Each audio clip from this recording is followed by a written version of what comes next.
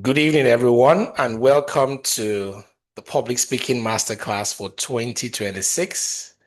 My name is Olumuyiwa Oludayo. I'm the convener of this class.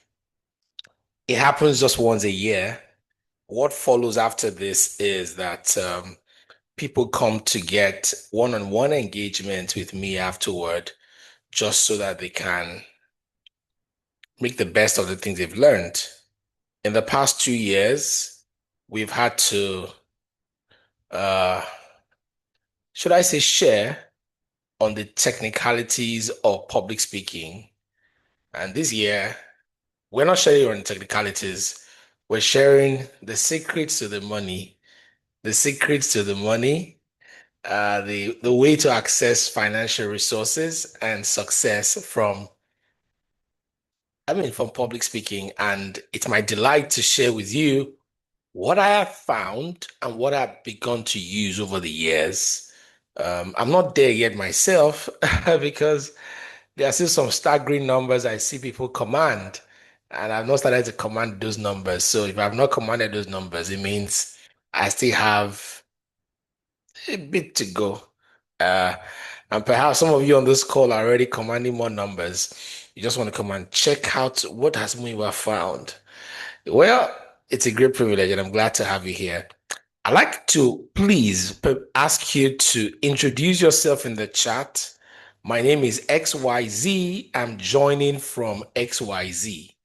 If you can, just help me. It will encourage me a lot if you do that. And yes, let's try to meet ourselves. My name is Olumuyiwa Oludayo. Who are you?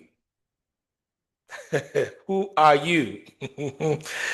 Sulaiman Taiwo, where are you joining from? You should let us know where you're joining from as well. My name is Sulaiman Taiwo. I'm joining from Lagos, Nigeria. Thank you, Sulaiman Taiwo. Akingbelu Victor from Lagos. So it's looking like a Lagos event up until, I don't know, until somebody else is joining from somewhere else. My name is David Babalola. I'm joining from Scotland. This has made this program global. Global. Okay. All right. My name is David Babalola, joining from Scotland. All right. Olawale Olatunde joining from Lagos.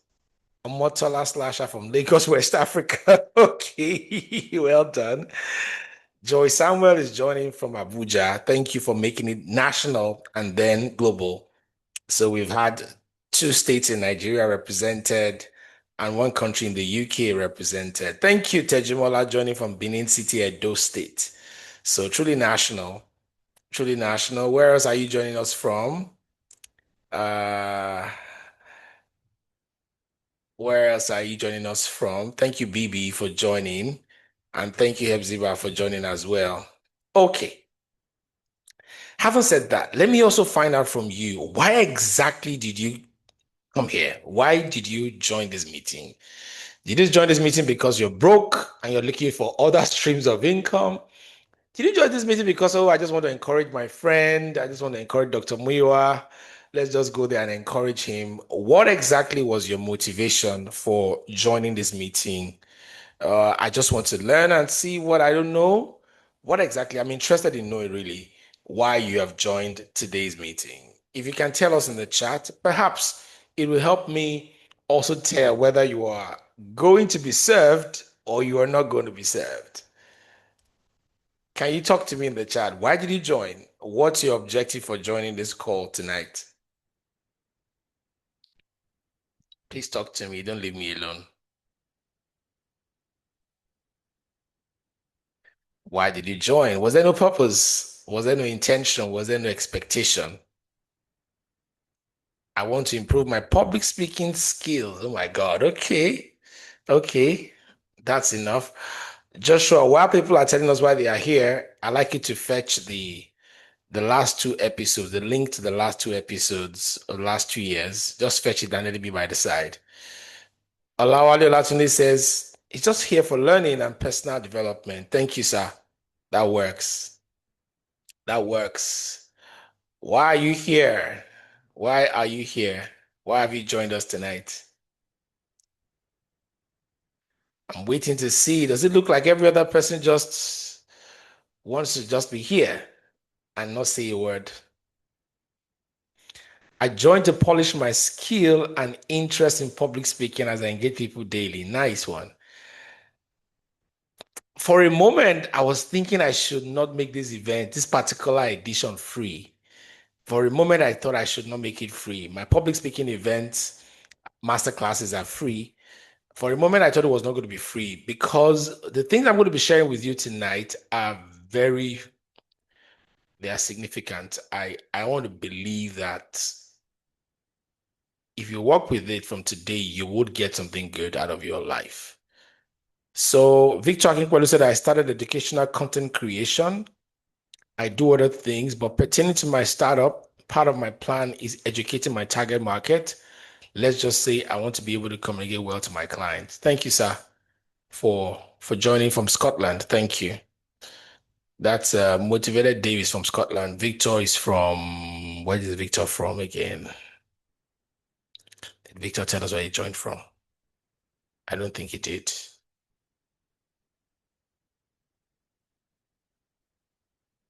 Lagos. Okay, yes.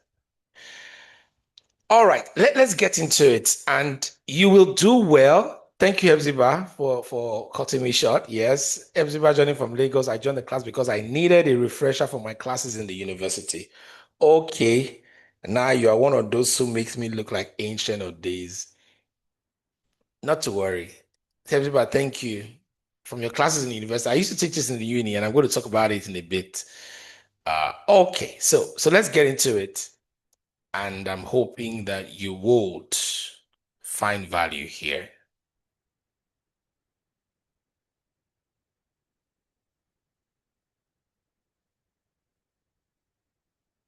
Okay, please confirm you can see a full screen because earlier on someone said he could not see a full screen. Can you see a full screen? Can you? If you can, let's know so that we know we're serving you correctly. I can see a full screen from where I am. I don't know about you. Yes, sir. Okay. Thank you, Joy. So let's get started. Okay, let's get started. I need you to please pay a rapt attention. Pay rapt attention. This is not one of those your regular public speaking events where they teach you the techniques, look into the eye of the audience and all of that. All of that matter. All of those things matter. Don't get me wrong.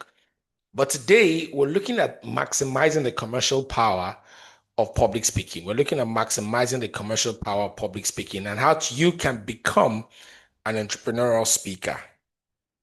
Okay. If you look on the bottom left, I put some numbers there, and I'm going to speak to those numbers in the course of my presentation. I'm going to speak to those numbers in the course of my presentation. Just take your time and follow through. In this time that we're sharing together, I'm going to show you about the speaking industry, the market landscape and opportunity. The market is about 6 billion, about 7 billion, close to $7 billion in the speaking industry. And you've got to know how to understand the market dynamics, how to learn from high earning speakers who command $10,000 plus per minute. And I mean it, 10,000 plus dollars per minute. Again, if people have done it before and you desire it, then you can do it. Number two thing I'm going to share with you tonight are the twin challenges for commanding financial success in public speaking or through public speaking. There are twin challenges of status and visibility. I'm going to show you how you can master 13 proven strategies to overcome the status challenge, how you can build wealth, and how you can overcome the visibility challenge that is being seen and sought after. There are a few persons on the call today. I'm going to make reference to them. Slasher, don't leave me on this call. There's a time in the call I'm going to have you speak or validate a few things.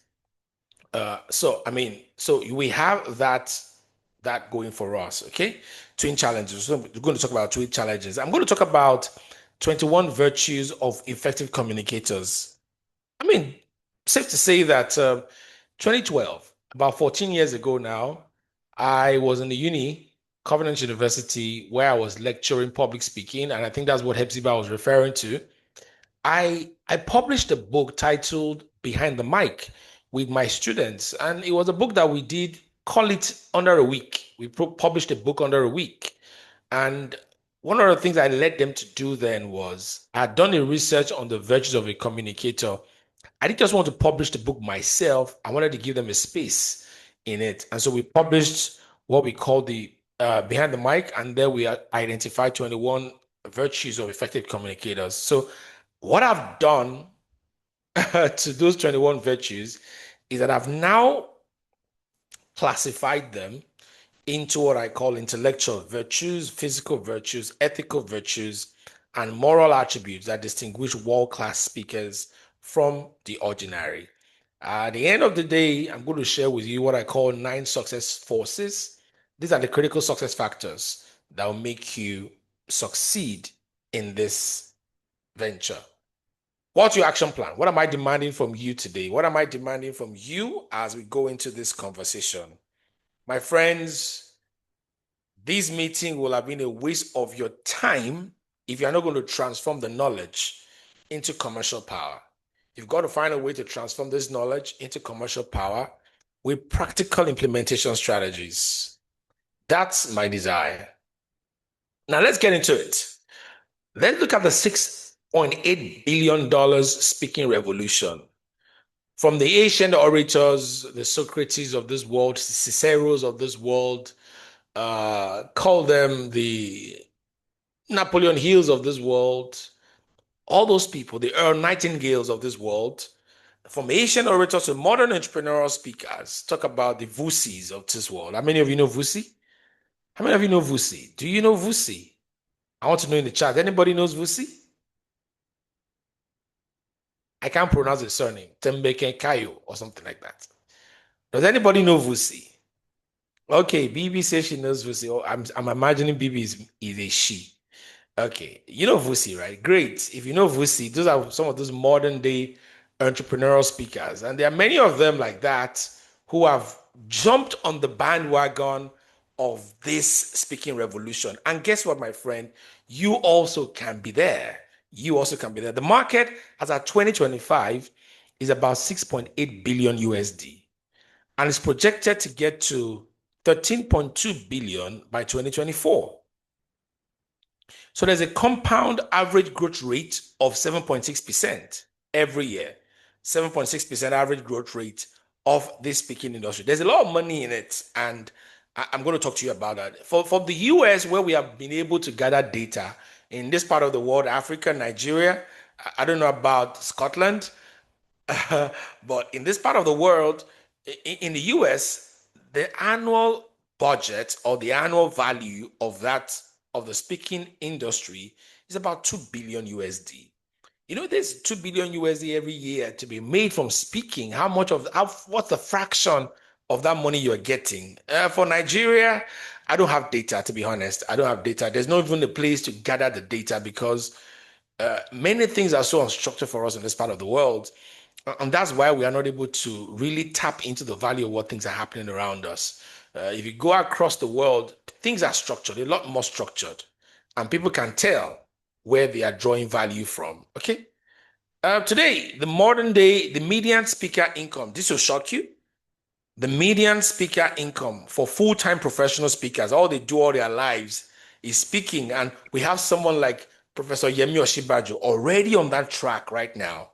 Professor Yemi Osinbajo, former vice president of Nigeria, seems to be speaking everywhere now, right? For those of you who have been following him, he's one of my role models, and I can tell you more about that later on. One of my role models. And the median speaking income for full-time professional speakers, 106,000 USD per year. 106,000 USD per year. Let me find out from you on the call. For those of you on the call, question for you, and I need you to please be honest. As we go through these sessions, your honesty and your feedback becomes vital for the learning. Have you ever earned from speaking? Have you ever earned from speaking? Have you ever earned money from speaking? Has anybody ever paid you for speaking? Okay. And I'm not talking about those of you that are lecturers, though. I'm not talking about those of you that are lecturers. Okay. Has anybody ever paid you for speaking? No. Hepzibah says no. Sulaiman Taiwo says no. BB says yes. I really want to know who BB is. I'm guessing, but I don't want to be too forward. BB, you can send me a private chat to confirm who you are. Okay. No, no, no. Yes, I have. A few persons have gotten money from speaking. Okay. Okay, blessing. Thank you, blessing, Arikbo. Thank you for joining. Ah, okay, blessing. I remember you now. Blessing, you're my vice president, isn't it? Assemblies of God, is that you? I'm guessing. Maybe you are not, but I think you are. Okay, so if you've never made money from speaking, I mean, for those of you who have made money, let's talk about those of you who have made money. How many of you have been paid over ₦1 million to speak? No, no, let me rephrase the question. Has anybody here been paid over ₦1 million to speak in a day? I'll just put dot and then I allow that to class any comment that comes after mine. Has anybody on this call been paid over ₦1 million to speak in a day? Hello. Has anybody been paid over ₦1 million to speak in a day?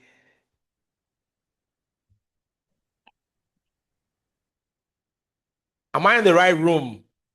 Or are you in the right room? Has anybody ever been paid? Okay, let's see. Let's bring it down. You've been paid above 500,000 naira. Above 500,000 naira in a day. You've been paid 500K in a day. Let me switch. Have you ever been paid 500,000 naira in a day to speak? Anybody? I just want a yes. Yes, I have been paid 500K in a day to speak. Not yet. Somebody says not yet. No, and this is not a joke. And I'm using these numbers because when you start to make the monies, at least you will know where you started from. Okay? You will know where you started from. If you are kind enough and you are not shy, can you, for those of you who said you started to earn money, what is the highest you've been paid per day? Per speaking engagement. What is the highest you've been paid and what is the least you've been paid? So just put for me X to Y, X to Y, X being the least and then Y being the most you've been paid. Come on, come on, come on, come on. This is a practical class. This is a practical class. So don't hold back the information that will help you be able to signpost where you are. The least I've been paid one meat pie. Oh my God. The most I've been paid 300,000. That's a good one. Thank you, Slasher, for sharing. One meat pie. Thank you for coming, meat pie. Okay. Is anybody else willing to share? What is the least you've been paid and the most you've been paid?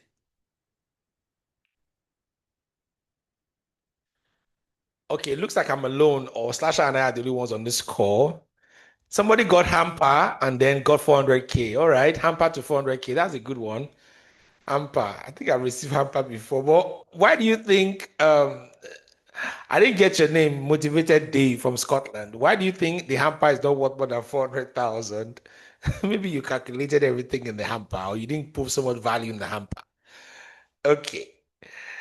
The least you've been paid is zero. Okay, that means you've got to speak and you've not been paid, and the most you've been paid is 50K. You're about to get I'm about to get the skills or the required elements to get more than that now. Okay, so I just leave it here so I don't. And the rest of you, okay, let me know. I've been speaking, but they've never paid me any money. Can I see your hand? Or can I see your chat or something there? I've been speaking, it is 0 to 0. I've never been paid for speaking. I've never been paid for speaking. Anybody?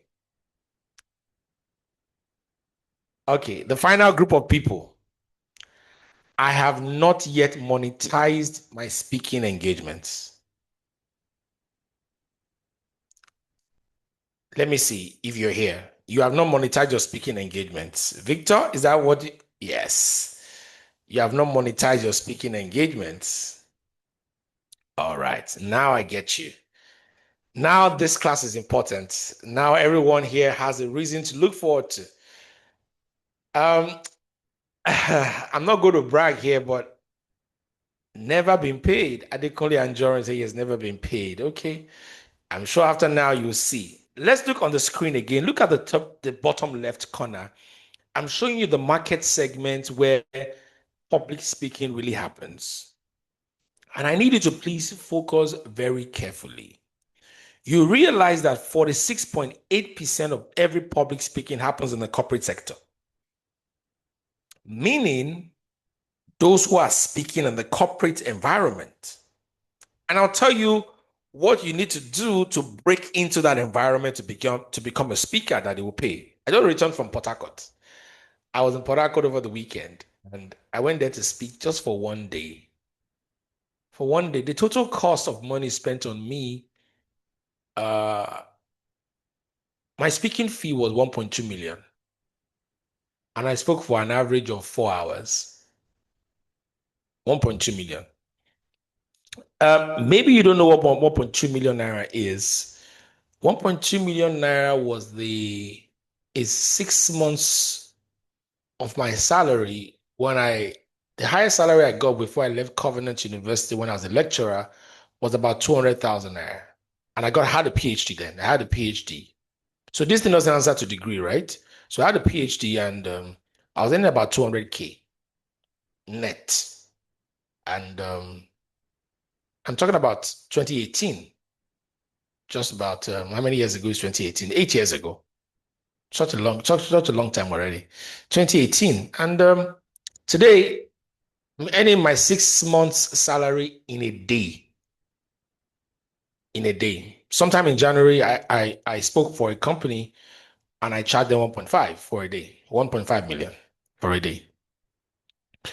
And you will wonder, oh, all these numbers you're calling, please don't come and intimidate us. I'm not here to intimidate you. The idea is this. I don't even think I've scratched the value of what I should earn. I think there's more there. But I've just told you that there is the corporate sector accounts for almost half of it. The next you'll see is the educational sector. Those who go to speak at school events, you go there as a keynote speaker, a convocation speaker, a commencement speaker, a graduation speaker, and all of that. I'm going to speak in a couple of schools as well, some universities, some secondary schools at their graduation ceremonies, and they paid me. I mean, they paid me 500,000 to speak, and you are delivering a speech of under 45 minutes anyway, and they pay you that amount of money. And then you have those who just call you to speak on their spaces. I just wanted to come and feature for me on an event, and they give you that kind of money. About 15.7% of those people are there. Government accounts for 8.3%, 9.3% of speaking fees. Government accounts for 9.3%. So the government is doing an event, they call you to come and be a speaker at their event and they pay you. And then all the others amount to 5.4%. But let's look at who is getting the money. And it's important that you understand why I'm doing this so you can know how to position yourself. Who is getting the money? Can you see there? The celebrities are getting the money. The celebrities are getting the money. If you're going to call Oprah Winfrey to come and speak for you, you're going to pay good money. Good money. Good money. If you're going to name a celebrity in Nigeria, for example, celebrity, and I'm not just saying musicians. I'm not just saying musicians. Who are those celebrities in Nigeria that you think they will command heavy amount of money? Dari Atalade, for example. Dari Atalade. If you're going to invite Dari Atalade to speak for you, how much do you think he's going to charge you? How much Ibuka Awosika? Very well. How much do you think they're going to charge you? It's ridiculous. So you find out that, thank you, Doc. It's so good to see that you're on the call. Thank you so much. Now, look on your screen. The celebrities account for about 100,000 USD to about 1 million USD. That's how much speaking fee they command. And then those we call the executives. So a CEO, a GM, those in the high ranking statuses of their organizations, right? They command to about 25K to 50K. And then the professionals, you and I command about 10,000 USD to 30,000 USD. And then those who are just emerging, upcoming, they are commanding 1.5 thousand to 5,000 USD. There is something that many of our leaders across the world and many people who fall into this bracket do not really take advantage of. For example, have you ever seen, how many of us remember, I've seen, what's his name? Mark Zuckerberg give a speech at a graduation ceremony. You've seen that speech before? That's an executive, okay? You may not call him a celebrity, but you call him an executive. How many of you saw Tiwa Savage going to speak at Kent University, I think 2 or 3 years ago? She went there to speak. I think she even gave her an honorary doctorate degree. All right? How many of you saw Steve Jobs of blessed memory? He also has gone to speak in commencement ceremonies. Bill Gates, those are executives, and they command such heavy money. The question for you is this: how can I get there? What do I need to do to get there? And that's why we're here this evening. That's why we're here this evening. So let's move. For me as an individual, my journey to commercial speaking came from my broke status. The genesis for me was that I had dreams that I wanted to, pursue, and I didn't know how to pursue those dreams. I didn't know how to finance those dreams because I had just one stream of income. My former colleague is on the call here, and she can attest to it. In 2006 or 7, when I started to lecture in the university, my total gross salary, my first ever salary, was 26,500 naira, 2007. And then it moved on to 52,500 and then 102,000. By the time I left the uni in 2018, I was on 224,000 gross. 224,000 gross as a PhD holder. I got my PhD in 2013. So at that time, I'd spent 5 years holding my PhD bag and I was earning 224,000 naira gross before deductions. So, but prior to 2009, I was worried. So what I did was I walked up to, okay, no, before then, I had to do a personal assessment of myself. What exactly can I do to get more money?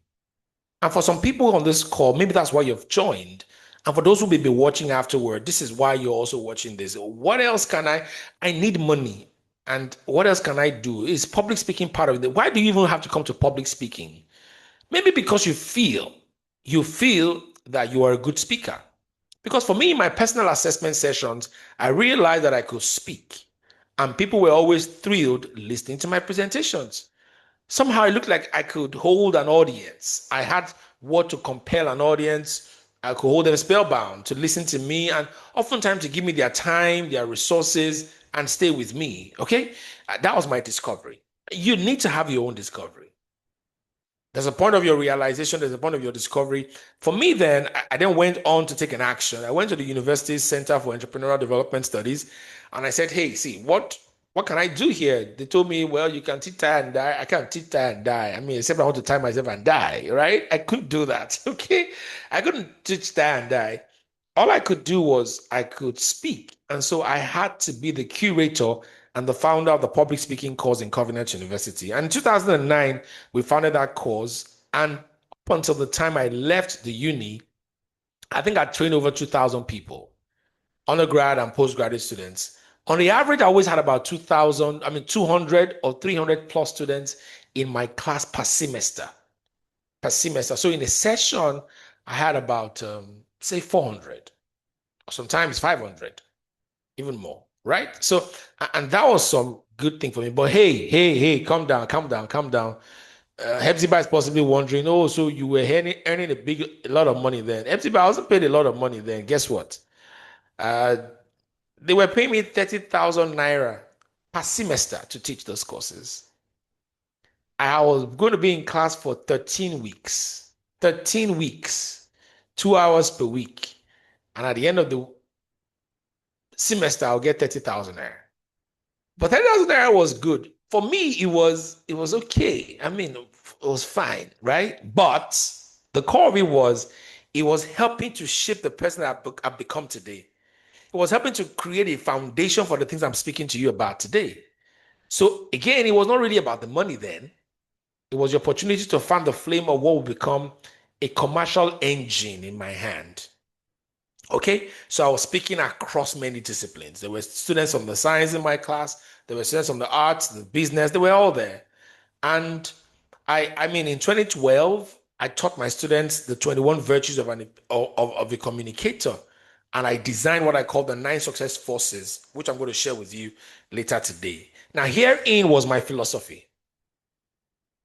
See, my friends, your natural abilities can become commercial assets. Your natural abilities can become commercial assets. Some of you only need to be voiceover artists. Some of you only need to be narrators. Some of you only need to be commentators. I listen to football games analysis a lot. And the reason is the people who do it well are great thinkers. They are great analysts. They are great trend spotters. And for that, they command huge sums of money. How much do you think they pay here, Thierry Henry, to analyze sporting games? How much do you think they will pay many guys? I mean, I've seen Joseph Yobo before speaking. I mean, how much do you think they pay those guys to speak and analyze a football game? It's a lot of money. It's not going to be cheap. So you've had an opportunity to convert your natural abilities into commercial assets, one of which is your public speaking. So for me, it had to be something that came natural to me without much effort. So again, if you're here and you're struggling with public speaking, we will take that up. Joshua, can you please drop in the chat the link to the last two editions of public speaking where we treated the technical issues around public speaking? For those of you who might want to learn technical issues around public speaking, the dimensions, how to write a speech, how to deliver a speech, your body language, your platform behavior. We've done some of these things in the past. In the chat, you will see it there, or you follow our YouTube channel and you can track it there. Okay. Number two thing that shaped my philosophy. The second thing that shaped my philosophy was I knew that speakers were influencers. Speakers were influencers. And so if I had to become a person of influence, I had to know how to speak to the audience. My friends, if you really are looking to become someone who influences change, somebody who would command attention, somebody whose ideas will be listened to and oftentimes be executed, then you've got to be a speaker. Speakers are great influencers. If you look at the old Roman Empire, the orators were considered as civic activists. They were the ones whose words would modify the conduct of communal activity. We have the Martin Luther Kings of this world, the C.S. Lewises of this world. No, these guys who will stand up to speak, the Ciceros of this world, they will stand up to speak. Was that not what got Barack Obama audience today and made him to become one of those persons that the world today reveres? It was that speech that Obama delivered when he was a senator that made people say, oh my God, who is this? And they took note of him because of the way he spoke. Now, if you can, for those of you who are faith-based, who are Christians here, you realize that there was a guy called David, one young boy called David. And somehow David had an opportunity to to bring food to his brothers on the battlefield. He had the opportunity to bring food to his brothers on the battlefield. And when he got to the battlefield, he saw somebody threatening his nation's army. The nation's army was under threat. And no one was willing to, bail the cat, as we'll say. No one was willing to bail the cat. And David said, I don't mind going to do this. I don't mind going to do this. And he had an encounter with the king of the time, call him the president of the time. And there was some kind of conversation, back and forth conversation, back and forth conversation. While he was speaking, there was another young man, the son of the king, called Jonathan, who was listening to him. And Jonathan said, or we are told that when David was done speaking, the soul of Jonathan was knit with him. In fact, you say that Jonathan found a friend after the friend had just finished delivering his presentation. And that friendship became one that got David on the throne, that got the generations of Jonathan to be blessed afterward. I mean, that's what happened.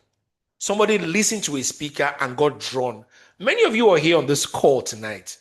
You possibly are in love with someone who speaks very well, or you've been motivated and inspired by someone who speaks, and you have made that person your friend. In fact, you've made that person a business partner, a life partner, or a critical part of your life just because you heard him or her speak to you. Today, I believe that the modern enterprise of public speaking has emerged. For those of you who think that you don't know how to speak, can I tell you, sir? I'm also even not calling you all to come and speak.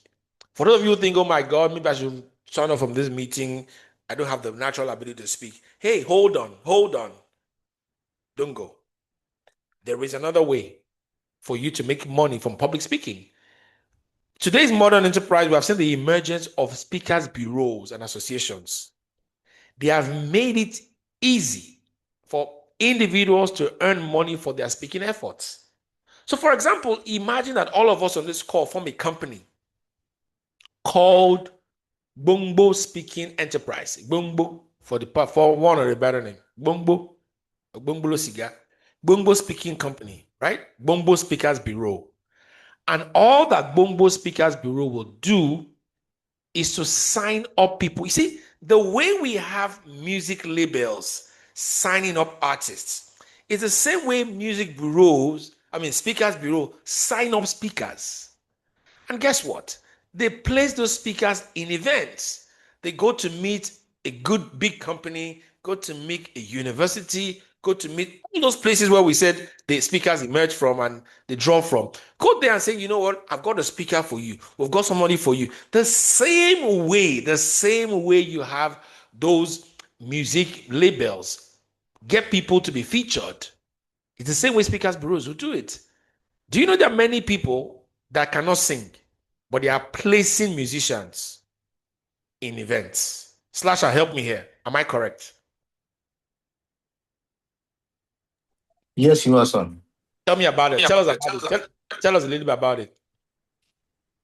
So there are people like event promoters.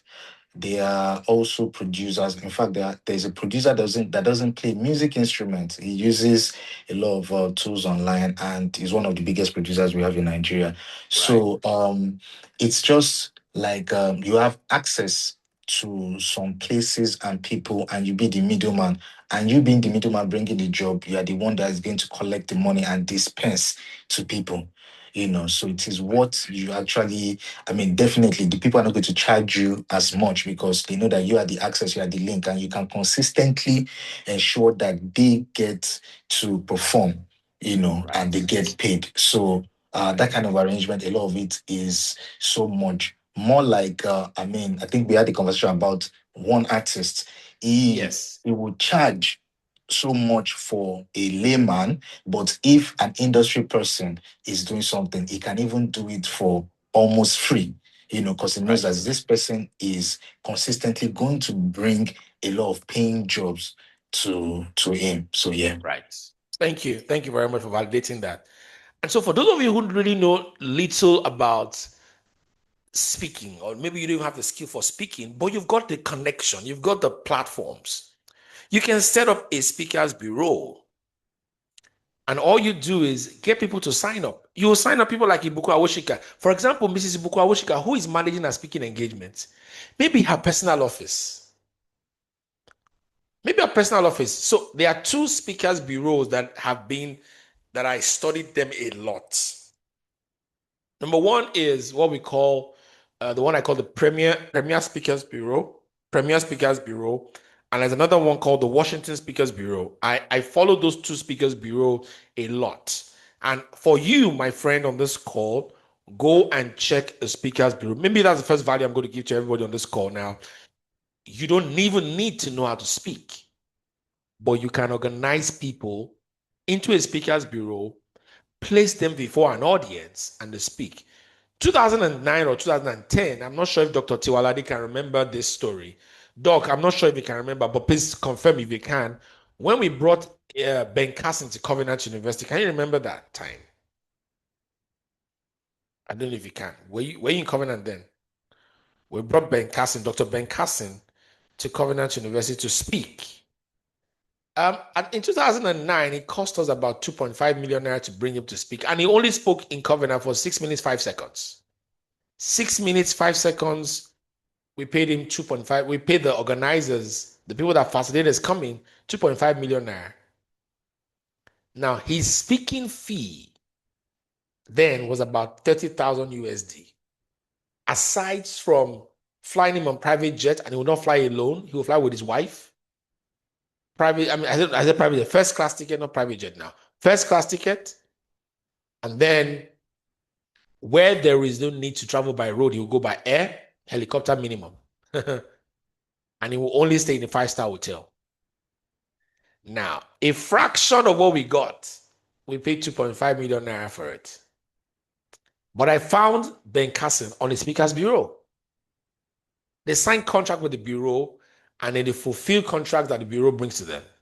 So what's the core message here? Your multiple competencies can be traded with.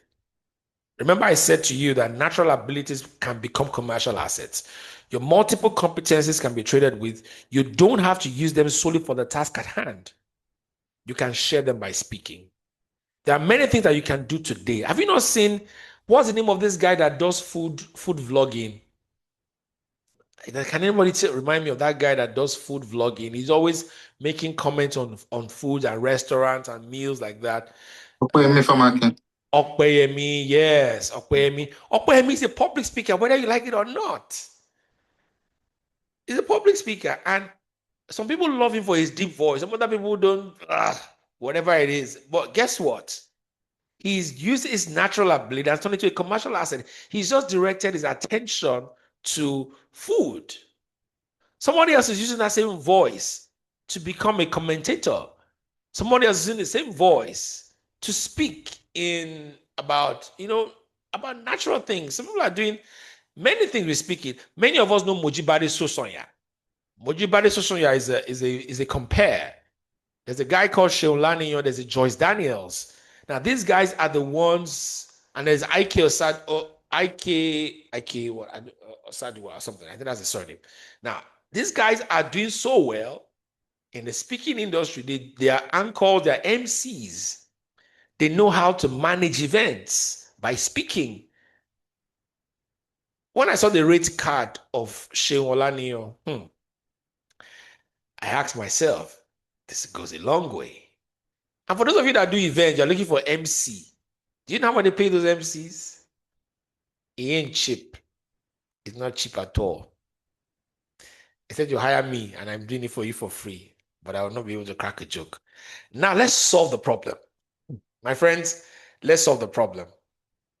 There are two things I believe cause you to earn a lot of money in public speaking. Number one is status. The second is visibility. Status and visibility. The status challenge that you have to face, you've got to build your worth and commercial value. What is that challenge? You see, the entrepreneurial speaker is not a commonplace person.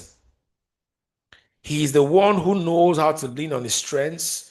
He's the one who knows how to yield an engagement worthy of commercial power. Now, this person must clearly enhance his own worth by his current engagement and affiliations. He must know that every task he handles is a reference point for people that he might become platform speakers for in the future. So because I've been in the university system before, and I've risen to become a registrar of a university, guess what? People have invited me to speak to other people in the university system. I remember 2 years ago at the World Bank event in Abuja, I was invited to come and talk to people about career services in Nigeria. Career services. But guess what? I've been doing career services work, analysis, studies, research for many years in the uni. I was doing it for many years in the university. And it didn't bring me money then, but it became a subject of which I'd gained mastery. Okay? It became a story that we are getting mastery. My friends, please do not bother if you think you don't have a message. Your experience today on the job you do will become a source of reference for the things that many people want you to talk about. If you've ever held a big position, if you've ever held a notable position, maybe you're head of operations in your office, or you are maybe head of department, or maybe you are the one leading a particular team, or maybe you're working on a particular project, you're a critical person on a particular project, those things matter. Don't see it as commonplace. You must know how to transit those things into things of commercial value. There's a key insight here. I once read a quote by Albert Einstein that says, try not to become a man of success, but rather try to become a man of value. The man who will excel as an entrepreneurial speaker must deliberately and consciously cultivate the increase of his value. There's a sad story, I'll call it mix. A sad story. In 2015, Tony Blair, I don't know how many of you know Tony Blair. Does anybody here know Tony Blair? Does anybody know Tony Blair? Let me know these history students. Tony Blair. Does anybody know Tony Blair? Okay. Who was Tony Blair? Who was Tony Blair? Yes, he was former British Prime Minister. Yes, former British Prime Minister. Thank you. Now, in 2015, that was about 11 years ago, Tony Blair was dropped from his speaking engagement. You know why? Two things. Due to high fees and a fading reputation. A fading reputation. A fading reputation. Tony Blair was dropped due to high fees and a fading reputation. See, the moment you are no longer shining, you will no longer be commanding the fees. Blair is just not Clinton. Even his star power, they said, is fast diminishing. Now, my friend, this is where the game is. And I need you to please be very careful. Your status is determined by your perceived value. Keyword perceived. Your status is determined by your perceived value, expertise, and the problems you solve for your audience. How many of you know this young man called Olushola? A number of you know him, Olushola, right? Olushola is positioning himself, has positioned himself, right, as somebody with this. It gives you a person that he's got a lot of value to share. He's got a lot of expertise to share. And the moment they keep doing that, they raise the bar of the fees they can collect or they can charge you. How many of you want to invite an Aliko Dangote to your company to speak for you at your end of year party or end of year strategy session? What do you think you will pay him? And if you want to invite a person like Olushola, because of what you see him say and do, because of how you have seen him position himself, you're wondering, can we afford this guy? I know many people who have never invited me because they say, hey, doc, we can't pay you. It's okay. It's okay not to be able to pay me. Bring it first. Let's even talk about the money. Okay? So I'm going to help you with 7 strategies today. 7 strategies tonight on how you can overcome the status challenge. Perhaps you're saying to yourself, I don't have the status that can command an invitation to speak. How do I then get to that point? Let me help you. Number 1, focus on personal development. My friends, you must develop yourself holistically. Increase the value of your competencies daily and consistently. I have earned 30,000 naira for 3 months speaking before. Today, I've started to command it in millions per day. There are people who will still call me to speak for them today for 130,000 naira for a few hours. Some others 500,000, some others 600,000 in a day. But guess what? The person I used to be 10 years ago is not the same person I am now. I've improved. I've improved myself. I've improved on how I deliver. I've improved on how I hold the audience. I now know how to hold the audience spellbound. Many years ago, when I started to speak, I wasn't speaking in boardrooms. I was in Port Harcourt today. Just a few days ago, I came back today, and I was speaking to members of the board of an energy and an engineering company in oil and gas. In the oil and gas sector, an energy company, and the board members are there seated and they're listening to this young man who is not in the oil and gas industry. But guess what? There are many phases of my life that I've interfaced with engineering. Some clients I've worked for, and they have told me a few things about their company and their business. CIPM, John Mote is on the call today. John Mote took me one time to a company called Hyde Energy to speak for them. The kind of questions they were asking and the kind of feedback they were asking made it easy for me to access other oil and gas businesses, because when I say, hey, I've trained people in Hyde Energy, I've trained people in NNPC, I've trained people here and there. Before you know it, this company didn't say, okay, well, if you have done this, you can do for us as well. And they get references and the references validate it. Focus on personal development. Many of us need to take greater education, take more certifications. Take more certifications. I know a friend of mine who is currently taking a global professional HR certification, a GPHR certification.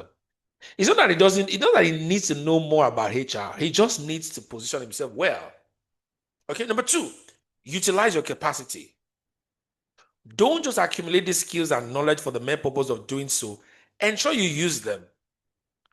Jim Rohn says, don't bring your needs to the marketplace. Bring your skills. Many of us need to know that we need to volunteer. Use what you've got. If you can speak, speak. And technology today has made many things ubiquitous. You can just hold your camera. How do they say those things? Searchlight, how do they call that? The ring light and is it ring light? I can't remember how they say. Somebody has set up ring light and mic and it's already speaking. That's what it is. With the technology and the platforms that we have today, setting up the ring light to speak is okay. People make money making commentaries on BB Niger. Do you know that? They spend time and they're making commentaries. For those of you that don't watch BB Niger, they will come and watch it. They will watch it for you and come and tell you what's happening in the house. For those of you that watch it and you miss on this critical point, they will watch it in the critical points and keep vigil so that they can make you listen to them. Utilize your capacity. Number 3, project active engagement. My friend, you will never be considered to be a person of high value if you don't project active engagement. No one will ever engage an idle person. No one will ever engage an idle person. You must let the world know that you are busy at something. Let the world know that you are busy doing something. See, when one is not in active service or engagement, he is not able to over current thinking to the challenges that confront humanity. And that was why Tony Blair lost his position. He was no longer seen to be active. The moment you are not seen to be there, you are not featuring, you are not being there, then the people say, hey, maybe it's no longer useful. Are you projecting that you are busy? Are you projecting that you are involved in certain things? Please do. Some of you don't even need to be speakers at an event. Go for an event, attend a conference, and then make a video or do an analysis of the conference you've attended and say something like, oh, 7 things I attending the Shift conference. 24 things I I learned attending XYZ conference. What these 3 speakers, what 3 speakers said that moved me at this conference. Just project those things. Number 4, give up status symbols. Give up status symbols. You know, I'm a proponent of having to be a VAP over a VIP. A VAP is a value-adding personality, while a VIP is a very important personality. Drop the social status symbol of VIP and replace it with a VAP. Very soon, before the end of this year, by the grace of God, if God permits me, I should be releasing my book titled Becoming a Value-Adding Personality. We're working on it. We're working hard to get it out. I hope you will buy it if it comes out. Would you? Would you patronize us? Would you patronize me? Would you? Nobody's saying yes. Oh my God. So just my wife and I that will be buying the book. Oh, please buy my book. Oh, help us. Okay, thank you. I've already gotten pre-order. So only 2 pre-orders from the 18 or 20 of us on this call. That's not good enough. Okay, but give us the status symbol. See, A VIP will focus on importance and entitlement, but a VAP focuses on adding significant value. So I'm asking you, always ask yourself the question, how can I add value to people? Let me share this with you, my friends. Let me share this one with you. Today, as I was on the plane coming down to Lagos, and I just started to think about how can I define value? And Joshua, this will make sense to you. It'll make a lot of sense to you. Because you and I have been talking about this a long time. The word gap just dropped on my mind. GAP, gap. And I said, anywhere you can identify a gap, anywhere you can identify a gap, that is an opportunity to add value. Anywhere you can identify a gap, that's an opportunity to add value. So ask yourself, where do gaps exist? Where do gaps exist in the things I'm currently involved in? Anywhere you can identify a gap is an opportunity to add value. Anywhere at all that you can find a gap. For example, a parent is not always available to take care of their child. That's a gap. Because the expectation is that a parent should always be available. That's a gap. Somebody is not able to go to the market all the time because of work. That's a gap. Somebody is not available to do his laundry by himself or herself. That's a gap. Somebody feels cleaning the house is a lot of work and he doesn't even have the time to do it, or doesn't have the wherewithal to do it. That's a gap. Oh, an organization is not willing to, they don't want to leave their day-to-day work focusing on recruiting talents for themselves. That's a gap. Somebody knows how to do work, but doesn't know how to design it. But you need someone that can design. That's a gap. Somebody knows how to speak like Muyiwa is doing today, but Muyiwa doesn't know how to edit videos. That's a gap. And many, many more things like that. The way to identify where you can add value is to identify where there is a gap. The moment there is a gap, the moment you can spot that there's a gap anywhere else, there is value for you there. Okay? When the book comes out, we'll go into details. Number five strategy. The fifth strategy to overcome the status challenge is to be a solution center. See, my friend, position yourself as the go-to person. What would anybody call you for? What would anybody call you for today? If there is a problem somewhere,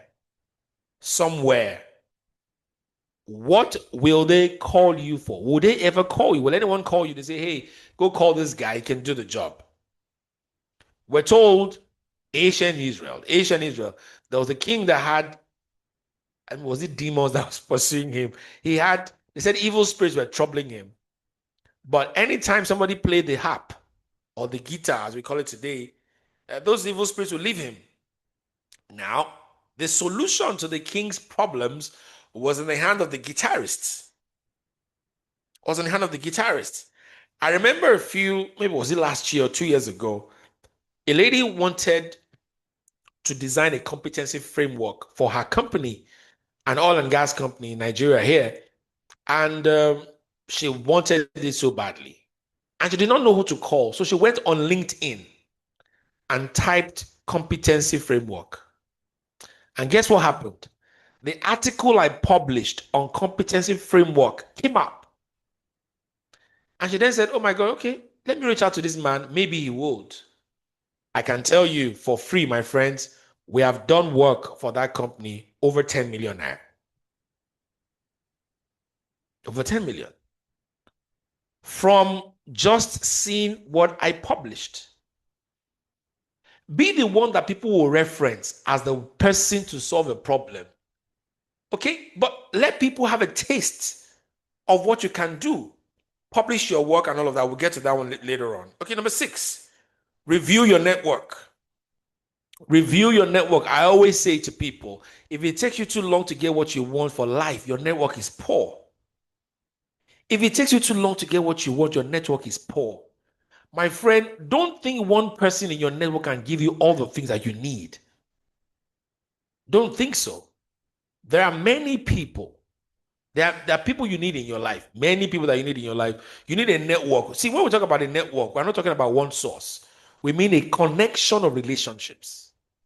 A connection of relationships. The richest man in the world is the one who can get anything he wants without costing him so much. Look at what Slasher said earlier on. Slasher said, if this music artist wants to sing for a common person, a public, he will charge so much.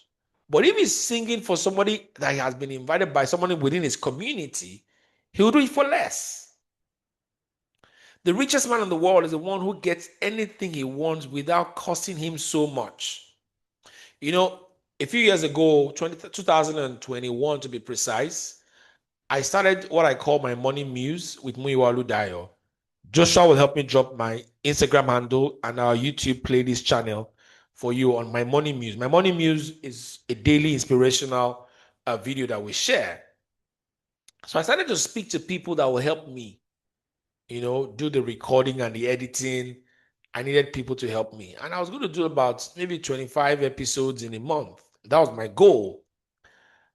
The first person I saw was ready to charge me 6 million naira per month. 6 million for 30 videos. I didn't have that amount of money. I didn't even have 1/4 of it. But that's what I wanted to charge. One day I was on Instagram. And I saw a video posted by a friend. I liked the video and I chatted him immediately. I said, hello, sir. I love this video of yours. Are you able to do videos for me? I need to speak to you. Almost immediately he invited me to his office. I went to see him in his office somewhere in Ikeja. And today it's history. He supported me. Slasher, you were part of those initial days of early production. In my house here where I'm seated, we were recording the videos. In fact, it was tough then because I had to cram the script.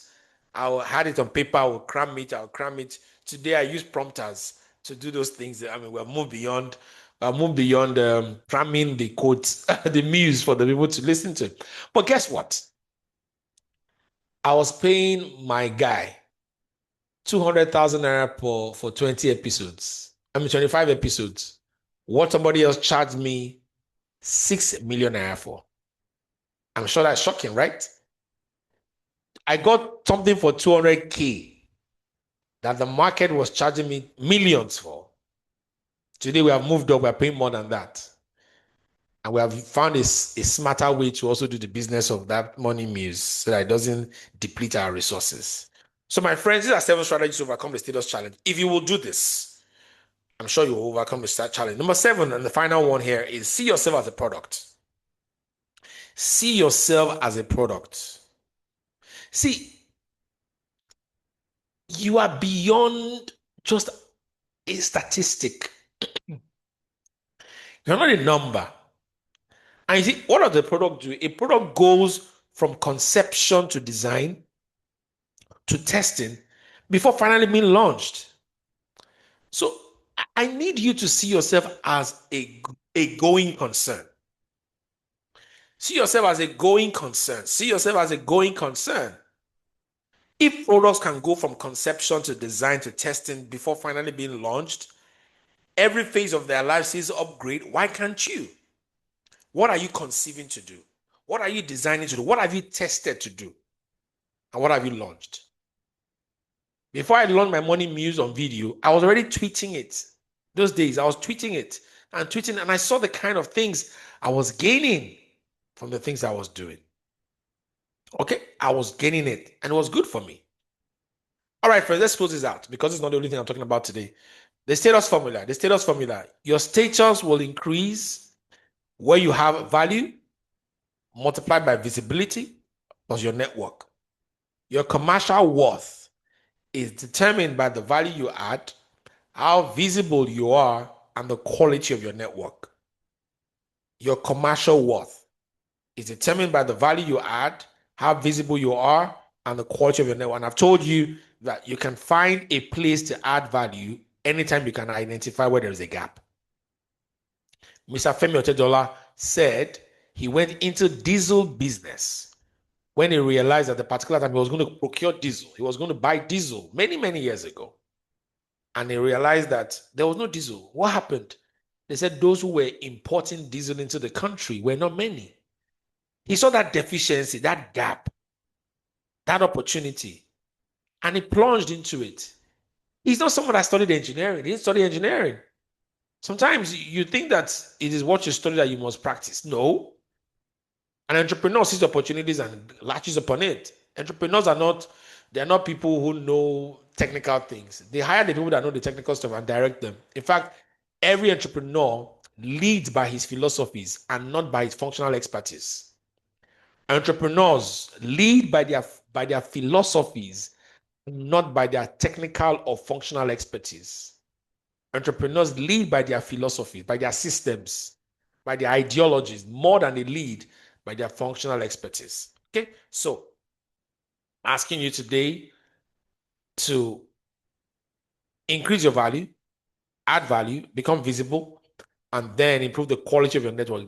Be conscious about getting to know people. Be conscious about getting to know people. And the way to shape your network, to draw value from your network, is by contributing to the people's growth. If you can connect people to more, you will remain in their circle. If you can connect people to more, you will remain in their circle. And that's what it is. Okay, so let's go to the second challenge, which is the visibility challenge.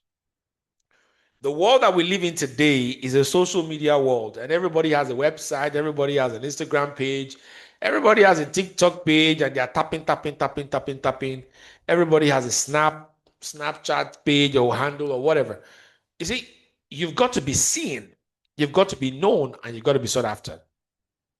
What's the reality of the visibility challenge? Getting ahead in the speaking industry is not just dependent on your competence. My friend, you can know and you have nothing to show.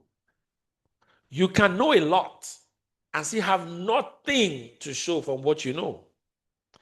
If key people aren't aware of what you're capable of doing, you will likely be left out in the pecking order for great engagements, despite your diligence, competence, and status. Who knows that you can analyze vehicles? Who knows that you can speak on that significant subject? Who knows that you are an expert in speaking and analyzing surrogacy? Who knows that you are an expert in talking about the pains that women go through if they have CS in giving birth to their children? Who knows? See, my friend, it is not only what you know that counts, it's who knows you too. So the entrepreneurial speaker must be positioned to be sought after. People must not just know how much about you, the things you can do. People must know where to find you.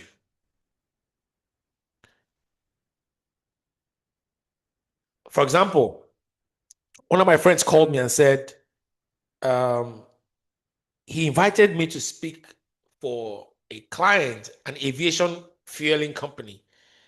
He just recommended me to that company and said, hey, you know what? I think you should try Dr. Olumuyiwa. He can do this. And I did work for that company for about 2 or 3 years. I don't know what's happened to them now, but I'm sure one of their representatives on this call can hear me or she can hear me, right? So I did work for them about 2 or 3 years. It came from Dolakbo, that's the name of the guy, that introduced me to them. And Dolakbo said, hey, doctor, I never had any doubt that you can do it. But guess what? Dolakbo knew where to find me. Some of you don't like exchanging numbers. You don't like exchanging contacts. You say, I don't want anybody disturbing me. I don't want anybody looking at my WhatsApp status. Okay, you don't need them, do you? Even if you don't need them, maybe they need you. The entrepreneurial speaker must be positioned to be sought after. People must not just know about you and the things you can do. People must know where to find you. Have a LinkedIn page. Have a social media page. Have a website. I've got a website. Joshua, you drop my website link in the chat. I've got a website, oludayo.com. If you go on my website, you'll find most of my articles. You find the work that I do there. People have found me through my articles. People have found me through my posts. In fact, the system, my own system for being found, I always tell my team members, I said, our publications are our entry points to work. I'm doing public speaking masterclass here now for free. This, for me, it's the entry point. Somebody on this call will reach out to me after now and say, you know what? I think you should teach me more. And then we charge the person for money. Somebody comes to our free training and say, oh, I love what you did. Can you come and train my company? And we charge them. Somebody say, oh, I like what you do here. Can you do this for us? And then we go ahead and do it, and then we charge them. But they must know where to find you. Okay? Look at this. The higher your visibility, the higher the fees you command. The higher your visibility, the higher the fees you command. Because as your visibility increases, your ability to command premium speaking fees grows exponentially. How much do you think the platform, Pastor Pojo Imade, will be paying Vusi for this coming Workers' Day celebration that's coming to speak? How much? The most visible speakers are the ones that cash in more than anyone else in this industry. The most visible speakers. My friend, put yourself there. Slasher is on this call. Slasher is a publicist. Slasher, tell me, how does this help? How does visibility help in the industry that you are in? You are in that industry. You're one who puts people out there. And I know recently you helped me to publish one of my works in the newspapers. Thank you for giving me visibility. Thank you, sir. Are you still there? Yes, I am, sir. Tell us about Um, this visibility challenge. Yes. so And what majorly you have done so far on it. we find out that the best. So let me start with say music. The most popular music are not the best. They are the most pushed music. Most promoted music. The Likewise, the popular people that music is not the best music, but they no, are the most promoted. Yeah. Okay. yes. Likewise, people that are recommended or we see um, out there. So I always give example of um, this lady chef that won has two Guinness World Record now, Hilda Bassi. Yes. I don't think you want to have a party and think of Hilda Bassi. But if they are mentioning chefs in Nigeria, she's not the best cook or chef in Nigeria. But Mm, because of what she's been able to do, which was a strategy itself, that, okay, if I go for this thing, I get the Guinness World Record. Globally, I'm going to be recognized than people that have even been cooking or people that cook for the high and mighty in the right. society. So, Right. visibility beats competence a lot of Mm, times. mm, mm. The most Okay. competent people that are not known end up being redundant. Right. So for us, I mean, for me, my what I do is to ensure that people, especially, I love driving and pushing those that are competent because, I mean, like you say, doctor, at the end of the day, your talent, if your talent puts you somewhere and you cannot deliver on it, you will soon, I mean, lose it. So developing yourself is Right. very important, and also just putting out the work that you are doing. Every stone that I mean you've used to conquer, you just put it somewhere and make people know that, Right. okay, this is my Ebenezer. So yeah, thank you, sir. Right. Thank you. It's important, my friends. Your status, you gain your status by your competence, but you give wings to your status or to your competence by visibility. So Carlton Shagley said, this guy he has represented paid public speakers for almost 5 decades as Roy's Carlton Incorporated. That's a speakers bureau, by the way. Roy's Carlton Incorporated. He says it's all about visibility. The higher the visibility, the higher the fees. The higher the visibility, the higher the fees.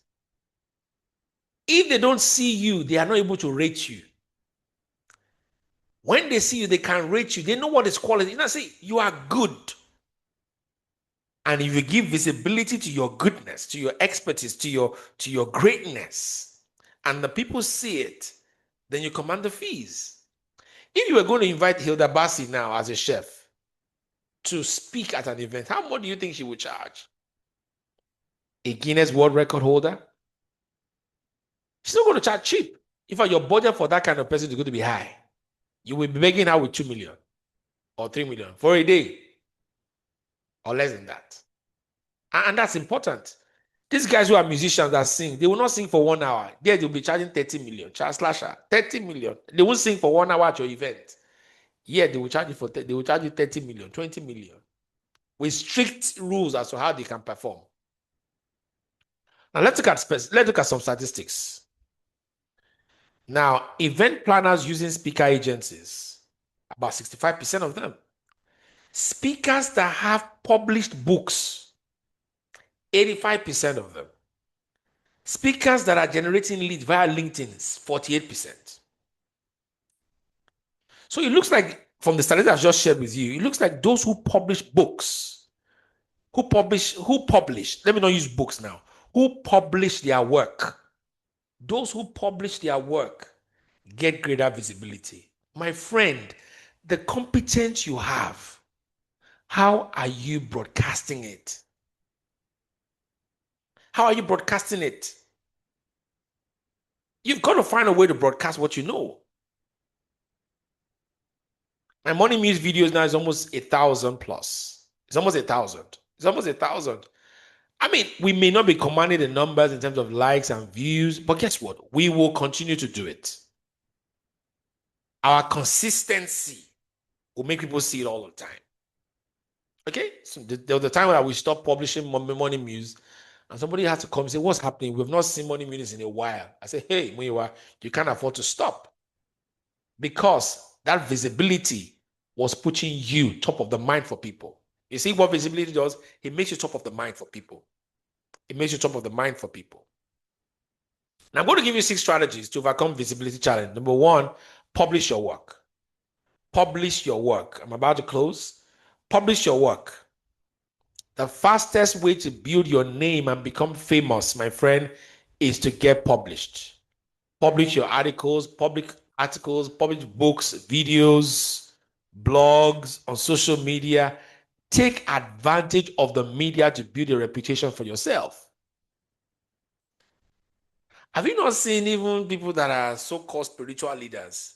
They are now doing video that are making them, as they are standing, as they are getting off from the vehicle, as they are going here, as they are going there, they are showing us their shoe. You know, they're even showing us the miracles they perform, showing us punchlines from their speaking. Punchline. Many of these guys have gotten more invitations to other churches because they were visible online. I remember earlier in the year, Pastor Poju said about a man called Dolakbo Lawal. He said the first time he was just meeting Dolakbo Lawal for the first time physically. And I'm like, so how did he invite somebody you've not met before? How did he invite him to this flagship event of yours? He's been listening to him. Imagine Dolakbo Lawal has not been publishing. He won't be known. My friend, publish. No one lights a candle and put it under a bushel. Number 2, develop your own style. Develop your own style. You must have a unique way of getting your job done. You must know how to become different from the crowd. If you listen to an Oprah Winfrey, if you listen to Steve Harvey, if you listen to Mariah Brown, if you listen to Joyce Daniel versus Mojib Sosoya, they are different. Everybody's got a style. Look at Pastor Adeboye started this thing called "Let Somebody Shout Hallelujah." There's no, if you anybody who says it is copying him. Even before Sabinos went to patent, something huge is coming, something huge. I'm expecting something huge. If you hear anything say something huge, you know it's him. You attribute it to him. Attribution does not come until you have developed and consistently pushed your style. You've got to push your style. Number 3, maximize human contact. Speak freely with people in public spaces. When you are done speaking at an event, don't be in a hurry to rush and get out of the place. Connect with people. Connect with people. Connect with people. Connect with people. John Mote is on this call, I guess. Hello, John. Are you here? Hi, John. Okay. Maybe he's not able to speak. Now, John is one person. I'm here, sir. Okay. John, and I was telling you this yesterday. John is one person who has helped my career a lot. He's helped my career a lot. And I just looked into the chat now and I saw Iveren. Hi, Iveren. How are you? Good evening. Good to see you. Oh my God. You're here. Now, oh my God. Okay. Oh, she just dropped off. I thought she was here. Okay. Nice. Now, John Mote is on this call. John was erstwhile head of learning and consulting for CIPM. John will normally give you an opportunity to train and be in a in front of many organizations. Sometimes it takes me to specific organizations to train for them. On many occasions, the first engagement became an entry point for multiple other engagements with this client. And beyond the client, it leads me to many more things to do. For example, I'll give you this particular one. Like I told you, for those of you who have been on the call since we started, I just came back from Port Harcourt. You'll be shocked, John, how this gig came to be. Should I tell you, John? Should I tell you? Are you willing to know? Yes, sir. Okay, so John, last year you invited me to speak for a company called Sundry Markets or Sundry Food. I think the two brands are together. The owners of Market Square and Kilimanjaro. Now, I delivered the training in Port Harcourt. And after the class, the participants who are staff of the companies would like to interact with you. We exchange numbers and all of that, and everything went on well. A young man typically liked what we did, but because he had interned in a consulting company before then, he went for his laptop and said, "Let me show you what we have done that look like what you're asking us to do here." And then we engaged. We spoke for a while. 3 months after we left, John, this guy left Sundry Market and Sundry Foods for another company. This time he went into oil and gas, an engineering company in the oil and gas industry. And then here he found out that they're having leadership problems. Their leadership is not, the teams are not doing very well. He said, "Doctor, you are the only one that can do this for me. You are the only one." Now, people of God, listen to this. If John did not give me the opportunity to speak with those people, even if John gave me the opportunity and I did not maximize the human contact, I possibly would not have just come back from a place where I earned 1.2 million. Maybe I would not have come from there. John, do you think you deserve finder's fee? No, it's your good work now. So Sir, it's your good work, sir. look at it. Who's going to collect the money on his behalf? Don't you think John Hi, sir. deserves? You For collect hearing, from you for collect. hearing fee, sir. You said you collect on his behalf. For hearing. I'm telling you. And that's what we need to know. That's exactly what we need to know, my friends. That's what we need to know. You've got to know how to maximize human contact. Engage with people, interact with them, ask them questions. Number 4, reach out. And ensure you ask how you can be part of great activities that will give you visibility. Grant interviews if people want you. Grant talk shows. Be part of, worthy courses. Join professional associations. Anything that can enhance your visibility, be a part of it. Anything at all. And visibility is that you are before the people that may need your service. Number 5, get a sponsor. A sponsor here means an advocate, somebody who's ready to talk about you. John is my sponsor. Slasher is my sponsor. These guys are the ones that talk about me in rooms. They give me opportunity to be in rooms where I can be found. There are people who have platforms, my friends. They have platforms. Maybe by virtue of the job they do. Maybe by virtue of the interactions they have. They will bring you to that space. Okay? They will bring you into that space. They will bring you into that space. Okay? So the sponsor is positioned to be your advocate, one that is willing to commit his resources to promote your ideals and efforts. My friends, the sponsor's role in your life is to believe in you. With his great influence within and outside your industry, he can make recommendations and referrals for you.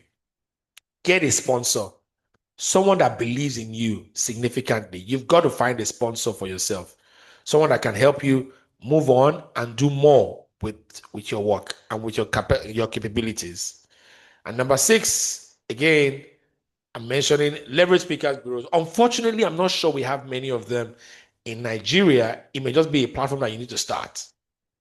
If you can just look at what a music label is doing for musicians, it's the same thing as finding a label, quote unquote label, for speakers.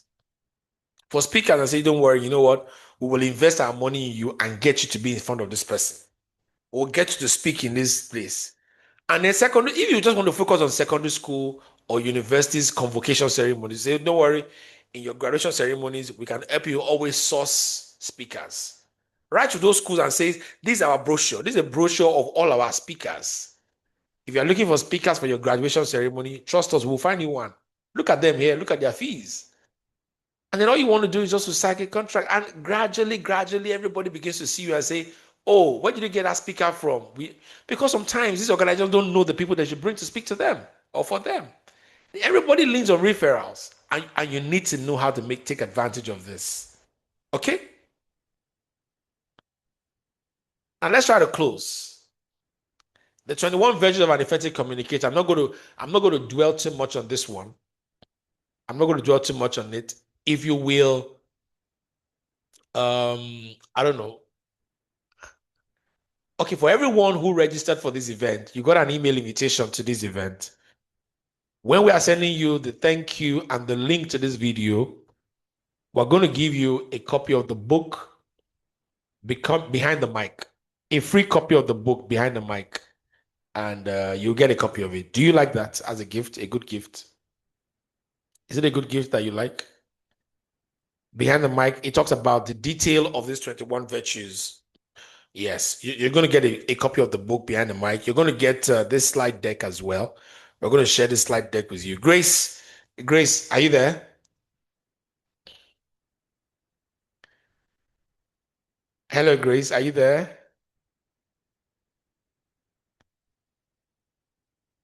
I know you are there, Grace. I can see you. So ensure that they get the book and the slide deck for those who registered for this event. Those that did not register for this event, you better private chat Grace Oluwaseyi on the call or Joshua as Oyebi.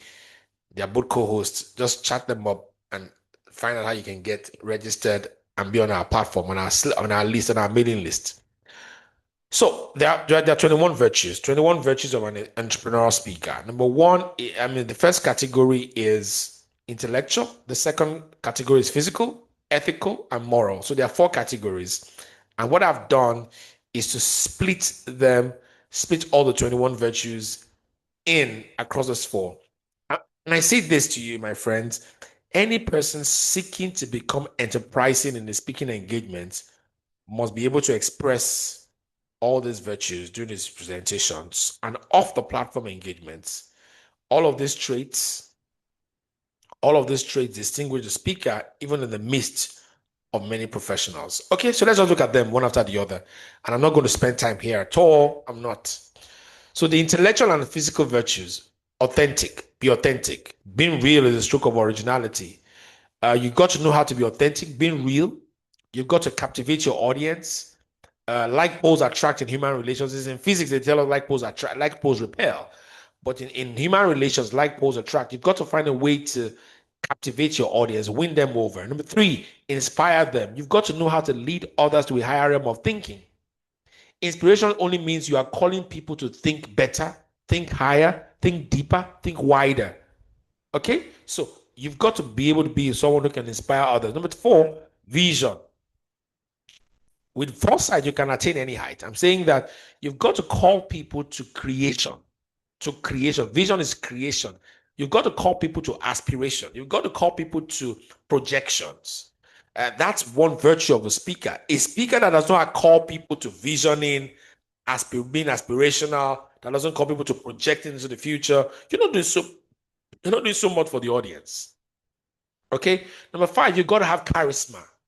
You've got to have charisma. The charisma of a Pastor Chris Oyakhilome, the charisma of a Barack Obama, the charisma of a Steve Harvey, the charisma of a Mojibari Sosoya, the charisma of a Olushola Olule. You've got to have those kind of charisma. The charisma of a Fela Drotoye. You've got to have charisma. I think is it Olive Emodi, right? Slasher. That lady is Olive Emodi, right? I think that's her name. Yeah, I think it's Olive.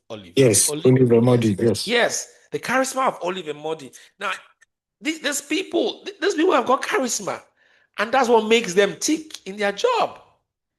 Iveren, welcome back. I acknowledged you earlier on. Are you back here truly? Hello, Iveren. So good to see you here. Good evening, sir. Thank you. I was so excited when I saw him, like, yee, she's here. I hope it's making sense to you, though. It All is. right. Thank you. Well done. Number 6, confidence. You see, an entrepreneurial speaker has got to be confident because sometimes some things will not go right for you. You've got to know how to get things done. Belief is the foundation for success. It's a virtue. Number 7, simplicity. Please don't use high words, words that people cannot connect with, because clarity is as essential for you for triumph. Don't go crinkum crankum on the people that cannot understand crinkum crankum. You don't go higgy haga on the people that cannot understand what higgy haga means. You've got to know how to speak in simple language. Number 8, be creative. Limitations are not obstacles to imitations. If you find out that there are things blocking you, be creative. Be creative. Let me tell you a story. One of my favorite models is John C. Maxwell. I love to speak and write like John Maxwell. That's one man I love so much. He inspires me a lot. Okay. Now, John Maxwell said one of those days he was speaking at an event. Now listen to this. He was speaking at an event and he had bowel movement. Those of you know what bowel movement means. He had bowel movement. He had the force of nature calling him. And he was wondering how he was going to manage the audience. And guess what he did? All of a sudden, he put them into group work and said, what I'm going to do now is I'm going to turn the microphone over to all of you. If you read his book, there's a book he published called Laws of Communication. He talked about it in Laws of Communication, the 16 Laws of Communication. He talked about it in that book. But I listened to the book as well, the video complement of the book. I've watched it many times, and that's where I heard the story. He said he told the audience to gather themselves into groups. And when they did, he said, I'm going to give you 35 minutes or 45 minutes to do this work, or something like that. I'm going to give you this time to do this work, and I'm going to go backstage. So I'm not in your faces, and I'll come back. Now, what do you think he went to do backstage? What do you think he went to do backstage when he gave them the work? What did he go to do? Guess what? Tell me. He went to ease himself. He was under the call of nature, pressure. He was sweating. For some other speakers, they will end the meeting abruptly. He became creative. It's a virtue of a speaker. When things don't go right, what do? The microphone stopped working, light goes out. Or the platform they gave you, something just goes wrong. What do? Or your laptop died while you're speaking, your tab died while you're right there in front of the audience. What do? Number 9, be determined. And an entrepreneur speaker is a determined person with a firm purpose. All things are achievable. Don't give up. Don't give in. Don't let up. Number 10 is focus. You've got to concentrate your energy because it goes to make you unparalleled. If you just pay attention to what you want to do, don't go about being a busybody. Don't be a wandering generality. Zig Ziglar says, don't be a wandering generality. Be a meaningful specific. Don't be a wandering generality. Be a meaningful specific. You want to be a subject matter expert. Be it. Today, I speak on competency frameworks. I'm not sure anyone who really wants to design competency frameworks in Nigeria today should not be calling me. Today, for the past 3 years, I've been publishing HR practice needs for all HR professionals nationwide, 3 years running. And every year, I deliver this report at the CIPM conference in Abuja. I mean, it's not pride, but it's an opportunity. And I'm focused. People know what you can do. You take the opportunity that you are given once and you multiply it by continually being consistent and focused. Number 11, let's go to the moral and ethical virtues. Discipline. See, my friends, in all circumstances, behave yourself wisely. Behave yourself wisely. Respect your audience. Number 12, empathy. You may not wear their shoes, but you can feel the pain. Show that you can understand other people's pains. Show that you can understand their pain. Number 13, sincerity. Sincerity. You must not do anything against the truth, but for the truth. Say the truth. Don't embellish facts. People will fact check you. Don't embellish facts. Number 14, passion. See, passion simply reveals your energy. People can tell when you're not passionate about the subject matter. Have you ever listened to Anthony Robbins and listened to how he speaks? That guy's got passion. Or Grant Candor, the guy that speaks on sales. You can see them. Those guys have got passion. If you ever listen to a man called Bob Proctor before he died last year, Bob Proctor, you see passion. Or a Jim Rohn, you see passion in their eyes. Number 15, relational. When you communicate, ensure there's a connection. Touch people's hearts. They will give you their hand. Touch people's heart, they will give you their hand. Number 16, character. Ensure you don't violate anybody's dignity. Ensure you don't malign people's dignity. Okay? Number 17, be discerning. Be discerning. Raise your sensitivity. Sometimes you just need to reduce your emphasis on certain examples when you're speaking. When you read the room, many speakers do not know how to read the room. You've got to know how to read the room. Number 18, be entertaining. Be entertaining. See, my friends, speaking is saying words in a rhythm. Speaking like singing is about making rhythm. You're speaking in a rhythm. It has the inflection point. You've got your high tonations. You have got a tonation. You've got all of speaking is speaking in the rhythm, is expressing words in the rhythm. And it's got to be entertaining. You've got to be someone that people love to listen to. Number 19, timing. When you speak, don't speak 1,000 words per minute. Pace your words. Use pauses where you need to use pauses. Use emphasis and stresses where you need to use emphasis and stresses. It allows you to gain the attention of the audience and reinforce what you call important. Number 20, planning. Don't just appear before an audience and say, I know the subject matter, I can speak off my head. It doesn't work that way all the time. Walk out, speak out only from your layout. Have a note. Ensure you are prepared. Number 21, be flexible. Be flexible. Be flexible. Things will not always go as planned. Things will change, but stretch your capacity to be elastic. Avoid rigidity. Let's close tonight. My final session for you tonight in part 4 is to show you the 9 critical factors that I believe will cause you to succeed as an entrepreneurial speaker. For those of you who itch to make money from speaking, apart from all that we have shared with you so far, I call these 9 factors critical success factors. These keys are enablers of speaking engagement and appointments that will position the speaker as a professional as well as an astute entrepreneur. These keys, I call them critical energy points that every professional speaker needs to exhibit. Number 1 is specialized knowledge. My friend, there is what you need to know that few people know. And you must know it deeply. You must know it deeply. It's okay to be a generalist, but my friend, there are topics that many people are itching to hear from those who are experts. I'm taking my time, even now in my career, to start to deepen my knowledge of certain things. And I'm not saying that being a generalist doesn't work. Like I said to you, as you grow in your career, you begin to lead from ideologies and philosophies rather than from functional expertise. For many of us who are emerging, we would lead from our specialized knowledge. Okay? We would lead from our specialized knowledge. For example, if I bring Professor Yemi Oshibatu to speak, he will likely speak a lot about governance today. And the man is leveraging platforms right now to speak. So define what I call your scope. What's scope? Significant circles of professional engagement. Define your scope. Significant circles of professional engagement. More, Olumuyiwa Oludayo, I speak on professional development or personal effectiveness, administration, workplace relationships, leadership, and strategy. Professional development, personal effectiveness,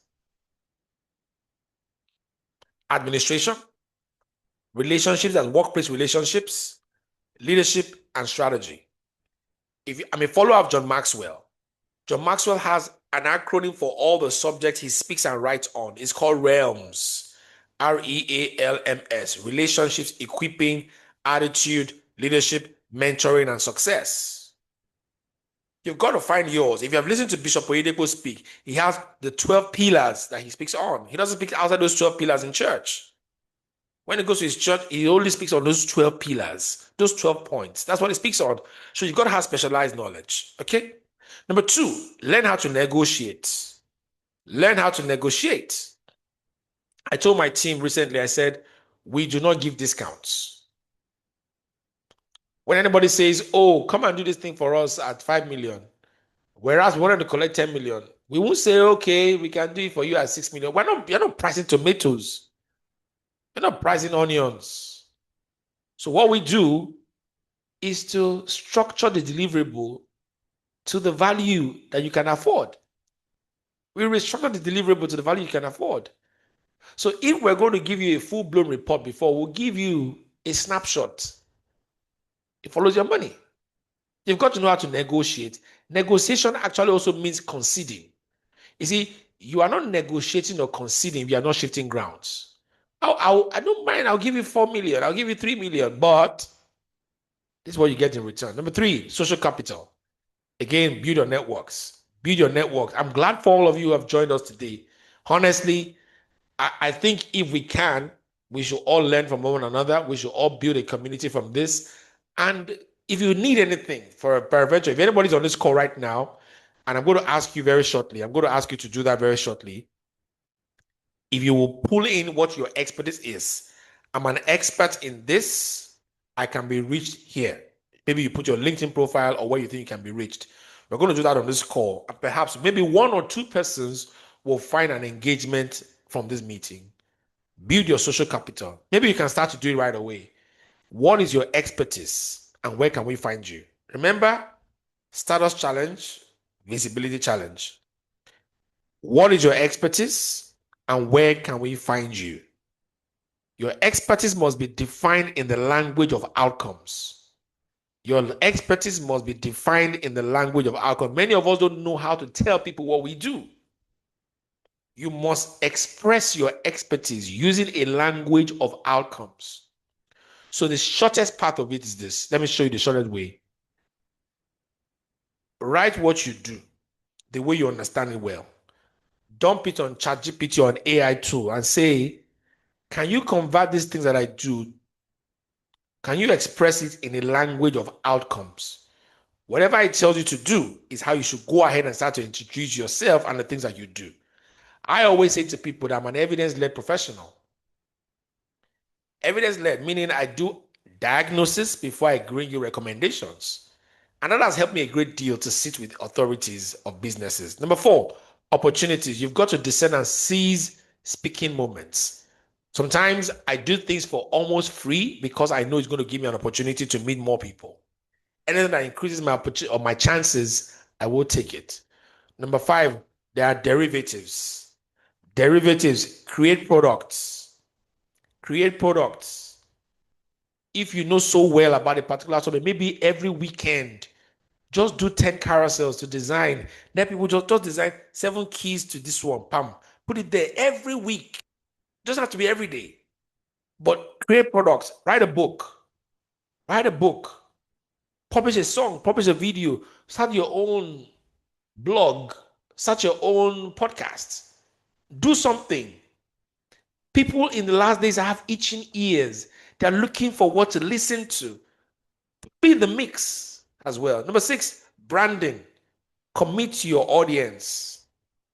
Just before this meeting, Joshua was telling me, he said, Doctor, you have used Nathan Lidgate. Nathan Lidgate is my company. Nathan Lidgate's color is purple.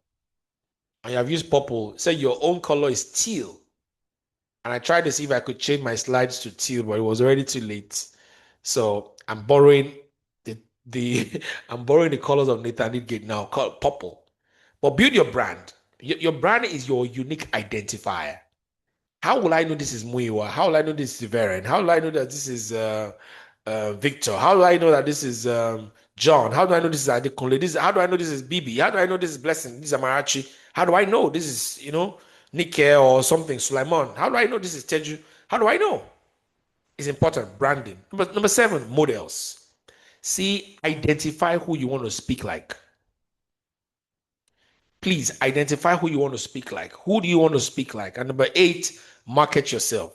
Slasher is here today, is a publicist. Many of the things I've had to do in recent time in pushing myself out there, he's caught me to say, okay, you know what? We have got to do this. We've got to do this. We'll push it here. And he tells me, this is the platform that is best fit for this particular thing. This is the platform that's best fit for this particular. And I'm gaining mileage. Today, my work on workplace readiness has earned me a seat. John and I has earned us a seat in coordinating career services professionals in the whole nation. Some of us don't shout so much, but we are doing some kind of critical work for nation building. John, congratulations to you. I mean, you're worth celebrating, even though you are just a very gentle and humble man. I mean, together we're working with other partners, and we're midwifing, we're certifying people to become career services professionals. Certifying. That's amazing. Promote yourself strategically. And finally, number 9, leverage. Use other people's resources. Use other people's resources. Use other people's resources. Use other people's resources. If people give you an opportunity, maximize it. If you are within a community, maximize the community. Don't take advantage of them. Don't abuse it, but make the most of it. Make the most of it. Make the most of it. I already gave this group a task. I don't know how many of you have taken the task to say, write in the chat what you do and where we can find you. Nobody has done it. Nobody has done it. Okay, people have started to write their hands. Okay. Okay, that's a lot. Victor, you have written a lot. You have written a lot. So you see what was going to happen? Many people will not be able to read a lot in the chat. So you're going to have to find a way to reduce what you have said to one sentence and put a website or a link that people can click and go to. So we write it. Teju, okay, you work with the Edo State government and organize and plan onboarding program, blah, blah, blah. Now, that's what you do for work. What's your own expertise? What is your expertise? You've not said it. What is your expertise and how can we find you? Your expertise and how can we find you? It looks like it's a big work. I help people excel by turning their ideas into clear strategies that increase their visibility and bring their potential to life. Okay, find me on Instagram. Now, your Instagram slasher is not clickable. If you had put maybe instagram.com/slashers handle, I'm sure it will be easily clickable. You may want to do that again.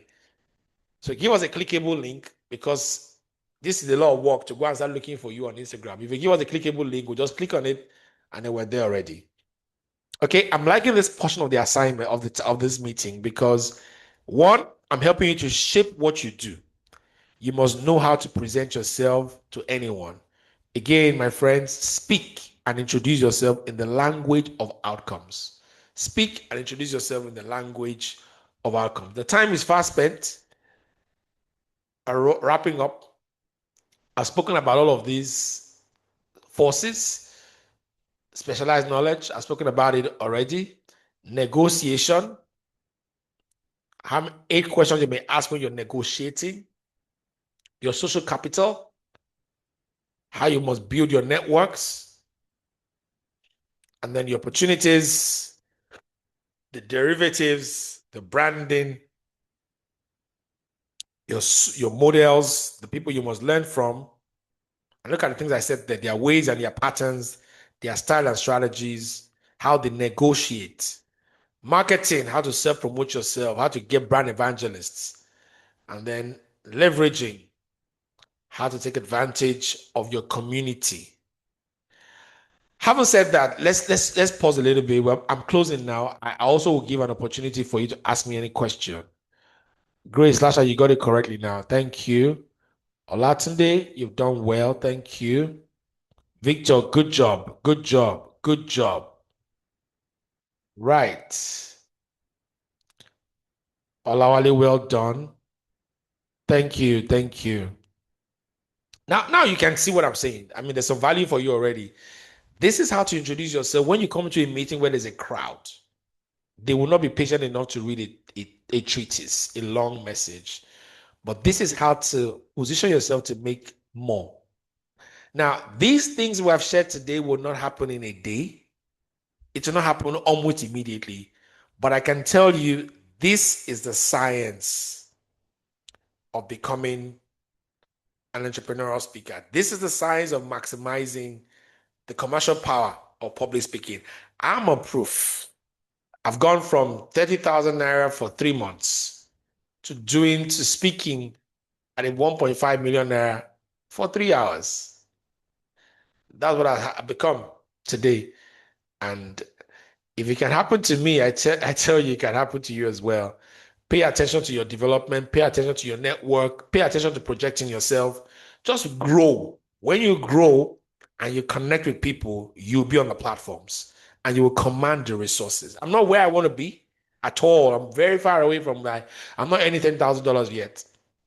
I mean, would you believe that Tony Blair in his time was earning $8,600 per minute for speaking? Imagine that. Bill Clinton and his wife, between 3 years, they commanded 200 and something million US dollars in speaking fees alone. Speaking fees. Obama said to us that he was able to pay off his school debt, the loans he took for his schooling. He paid it off when he stopped being president, and he published a book, The Audacity of Faith, or is it Audacity of Hope? One of those titles. That's what he got. And then he's done. Okay. So that's all about my presentation. I'm inviting you next week, Sunday. Iveren, I'm sure I'm going to invite you someday to be one of our panelists. I hope you would honor our invitation if we invite you. I'm putting you on the spot right now. Hi, Iveren. I'm sure. Yes, sir. All right. Thank you for accepting. My team has noted you, and then we are going to come after you. No problem.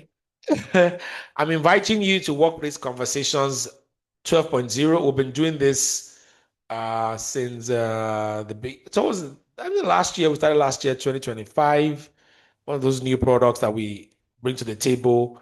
It's a safe space for professionals to talk about work, and we gain a lot. John Moti has been one of our speakers. We have very brilliant speakers in the time past. We've done 11 editions. This coming Sunday, 8 p.m.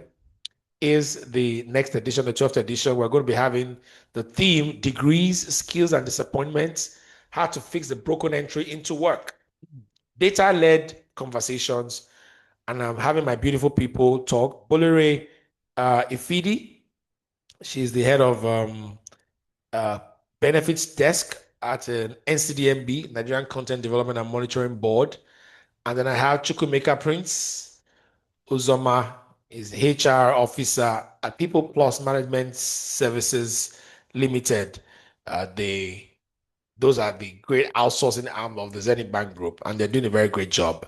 And so, if you would, I will ask Joshua again to drop the link, the registration link to that event in the chat. I like what I'm seeing in the chat. People are linking up and telling you what they do. Joshua, I love what Jumoke does. Jumoke says she's a business analyst. Let's connect with her, please. Let's connect with her, please. Thank you.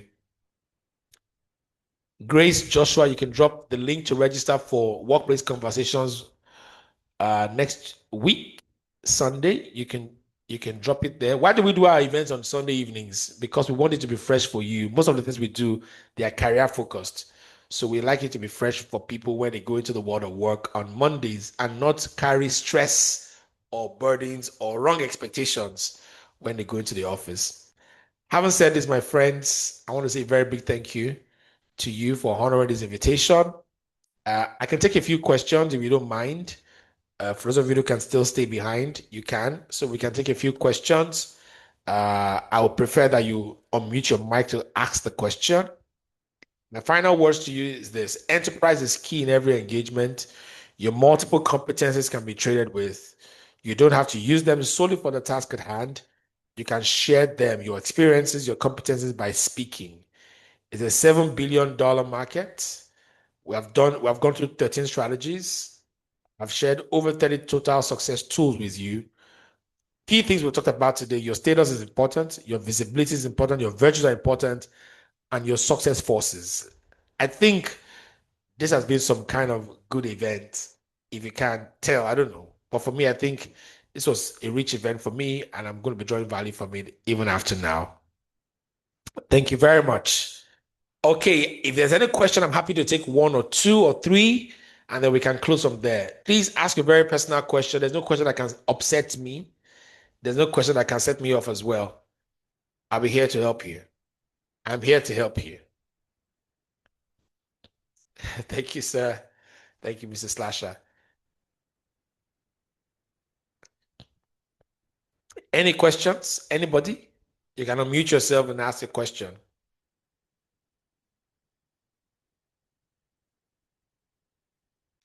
There is money in public speaking, I can tell you. You've just got to know how to position yourself.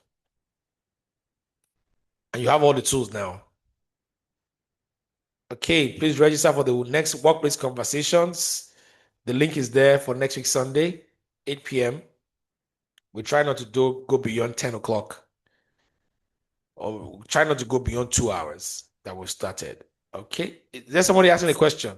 Yes, sir. So, more like a comment, All right. because I know that most people, or for me, let me say for me, when I started some sort of public speaking, I was doing it one from the place of passion. And, a lot of passion things, you might not be able to properly put a price to it, but, you have to have a structure.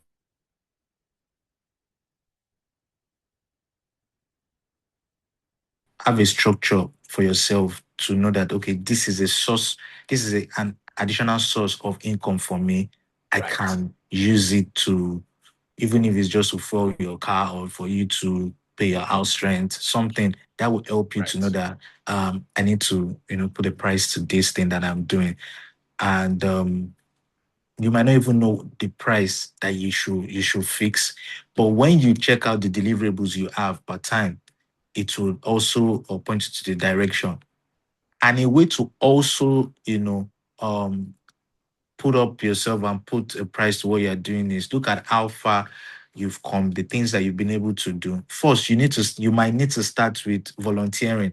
For me, for example, too, I started by just there is a gap, like you mentioned. There is an opportunity to anchor an event. I threw myself into it, and people started recommending that you can do it, from, that's why I now started collecting meat by, and thank God. So Right. volunteering is a good way to start. Mhm. If it's something that you can do or you have interest in, volunteering, and also working with someone that is in that line already, you can be the assistant to the person. There are a lot of MCs today, wedding MC, event MCs that, they were shadowing someone that was ahead of them, and they were able to pick up skills. Then Right. people started seeing them with that big person. So when that person is not even available and they see the guy, they'll be like, oh, this Alibaba's person is here, or they just it makes it easier, because getting opportunities to nowadays might be very, very challenging. Nobody wants to give you an opportunity, but if you shadow someone, you are working with someone, it helps you. Even when you're making mistake, you're making mistake in that person's name, not under your name. So yeah, thank you very Right. much. Right. Thank you so much. Thank you so much. Great addition to what we have done today. Thank you. Volunteer, volunteer, volunteer, and grow. Grow, grow, grow. Joshua has dropped a lot of links in the chat, and I can see a number of people that I'm also going to be following right after now. Jumoke, I'm coming after you as a business analyst. I'm going to motivated Dave. I'm going to also see you, but you're in Scotland, so I'm going to see how we can connect anyway. And everybody on this call, I'm going to connect with you one way or the other personally. Thank you so much, everyone. If there are no questions, I'm happy to let you go and prepare for the week. I'm wishing you all the best in the week. This is second quarter that we have started in April. And if you're starting the second quarter thinking about commercializing your expertise through speaking, I think you've got all the tools now from a very practical standpoint and from a place where you've seen somebody who has done it. At least he's moved from where he used to be to where he is now, and he's still moving. Someday I won't be able to do this event anymore because we'll be bigger than this kind of event. But today, I think we should take advantage of what we have heard, what we have learned. It doesn't get better than this. Thank you, everyone, and see you next week, Sunday, if you will be joining us. All the best. Adios.